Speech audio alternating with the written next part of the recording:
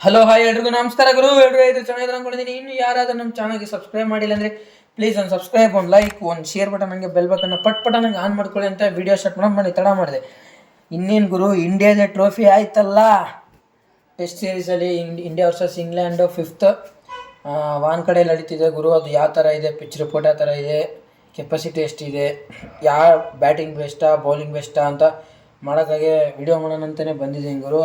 ಆದ್ರೂ ಮುಂಚೆನೇ ಏನಪ್ಪ ಅಂತಂದರೆ ಇಲ್ಲಿ ಆಲ್ರೆಡಿ ಟ್ರೋಫಿ ಇಂಡಿಯಾದ್ದೇ ಆದಂಗೆ ಮತ್ತು ಶೆಡ್ಯೂಲ್ ಮಾಡಿದಂಗೆ ಇನ್ನೇನು 3 ಮ್ಯಾಚ್ ವಿನ್ ಆಗಿದ್ದರಿಂದ ಅವರು ಇವಾಗ ಏನಪ್ಪ ಅಂದರೆ 1 ಇಲ್ಲ 4/1 3/2 ಯಾರು ವಿನ್ ಆಗಿದ್ದಾರೆ. 3/2 ಆಗುತ್ತಾ 4/1 ಆಗುತ್ತಾ ನೋಡಬೇಕಾಗುತ್ತೆ.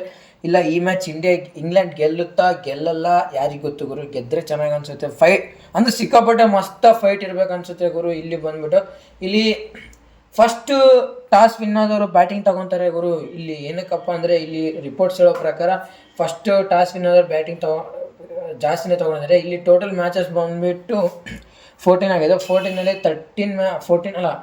27 ಮ್ಯಾಚಸ್ ಆಯಿತು. ಟೋಟಲ್ ಮ್ಯಾಚಸ್ ಬಂದುಬಿಟ್ಟು 27 ಮ್ಯಾಚಸಲ್ಲಿ ಫಸ್ಟ್ ಬ್ಯಾಟಿಂಗ್ ತಗೊಂಡವರು 14 ತೊಗೊಂಡಿದ್ದಾರೆ. ಆಮೇಲೆ ಸೆಕೆಂಡ್ ಟಾಸ್ ಸೋತವರು 13 ಮ್ಯಾಚಸ್ ಟಾಸ್ ಗೆದ್ದು 13 ಮ್ಯಾಚಸ್ ತೊಗೊಂಡಿದ್ದಾರೆ.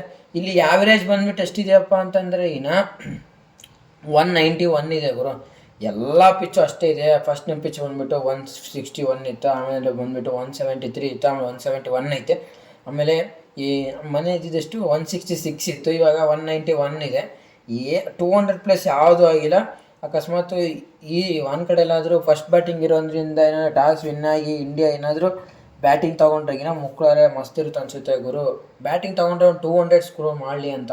ಮೊನ್ನೆ ಅಂಥ 3 ವಿಕೆಟ್ ಬಿದ್ದ ಮೇಲೂ 180+ ಆಗಿದೆ ಅಂತಂತಂದರೆ ಇವಾಗ 3 ವಿಕೆಟ್ ಗೊತ್ತಿರುತ್ತೆ ಯಾವ ಥರ ಔಟ್ ಆಗಿದ್ದೀವಿ.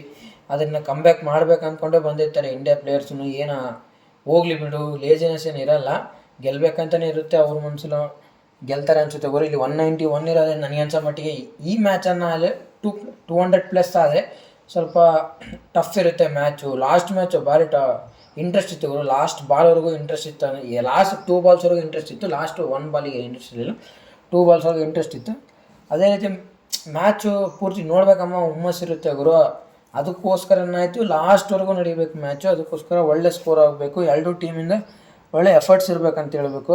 ಮತ್ತು ಬ್ಯಾಕ್ ಟು ದಿ ಪೆವಿಲಿಯನ್ ಗುರು. ಅದೇ ಇನ್ನೇನಿಲ್ಲ, ನಮ್ಮ ಸೂರ್ಯಕುಮಾರ್ ಅವರ ನೆಕ್ಸ್ಟ್ ಕ್ಯಾಪ್ಟನ್ಸ್ ಈ ಓಮ್ ಅದು ಪೆವಿಲಿಯನು ವ್ಯಾನ್ ಕಡೆ ಮತ್ತೆ ಅಲ್ಲೇ ಆಡೋಕ್ಕೆ ಬರ್ತಿದ್ದಾರೆ ಅಂತ ಹೇಳ್ಬೋದು. ಅಲ್ಲಿ ಕೆಪಾಸಿಟಿ ಎಷ್ಟಿದೆಯಪ್ಪ ಅಂತಂತಂದರೆ ಮುಂಬೈಯಲ್ಲಿ 32,000 ಇದೆ ಗುರು.